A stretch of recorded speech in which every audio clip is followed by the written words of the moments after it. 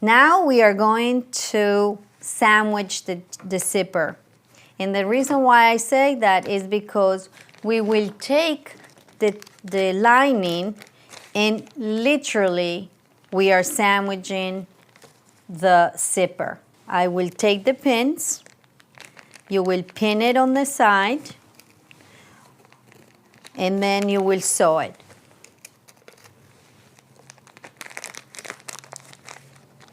I'll take it to the sewing machine. The same, you will follow the same stitch that you did before. You will sew exactly there. Again, needle down. You will reverse, and the line is already done for you because you're sewing on top of the same stitch that you did before. Again, you will reverse. You will pull out, look at as much thread as I'm leaving in there. And then I will remove the pins. Now when I open it, you can actually see the bag is coming together.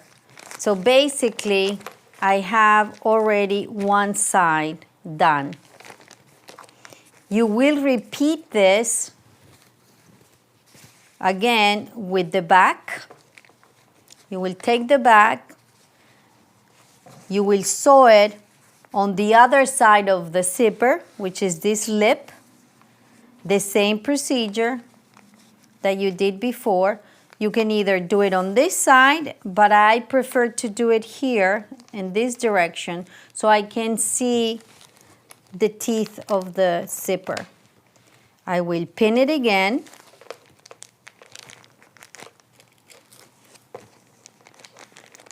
And I will mark a line where I will sew. Now that you sew the first side, that we have it complete, we will sew the other side. Again, you need to sandwich the other side of the zipper, and you will sew all the way down. You reverse.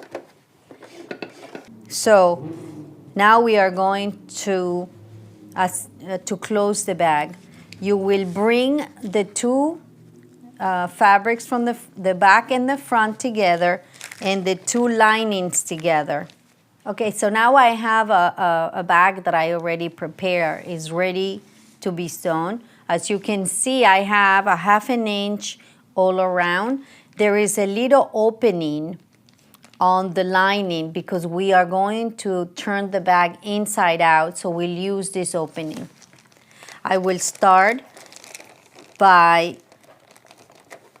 bringing the bag to the sewing machine. I still have the zipper foot, and it's okay, you can use the zipper foot or you can change it. I prefer to continue with it.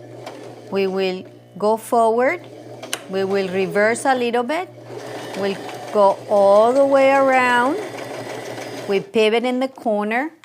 Remember, pivot, needle down, foot up, that's holding your spot, which is very important in order to have a nice square. We continue all the way to the end, to the other corner.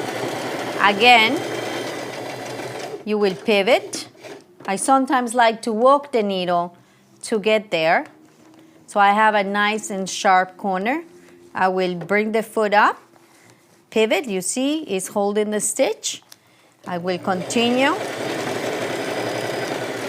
Remember, you have that stopper, so you need to go very, very gentle. This part, since I'm crossing the zipper, I like to walk the needle because you can prevent breaking the needle, and worse, sometimes if you break the needle, it will jump and you don't want to get that portion of the needle in your eye. It has happened. It happened to me once, but I was wearing my glasses and that saved my eye. So you will continue all the way to the following corner. Again, if you will that you don't want to miss it, so sometimes you want to stop a little bit ahead and then walk to the corner. Once again, bring the foot up and continue. Pivot.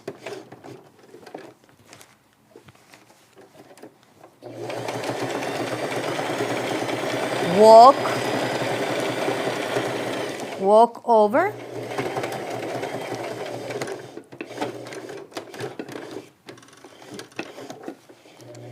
And finish by the opening that you already left in the tarp or in the lining side. You will remove all the pins, and I will turn the bag inside out. So I already have one. This is the opening. You will bring the bag all the way outside. As you can see, that's our lining. So you want to push all the corners. You will close this side. You will close the hole because you don't want to have things going inside the lining. But again, you want to make sure that those corners are really out. So like this, you will put it back and you will do a little stitch.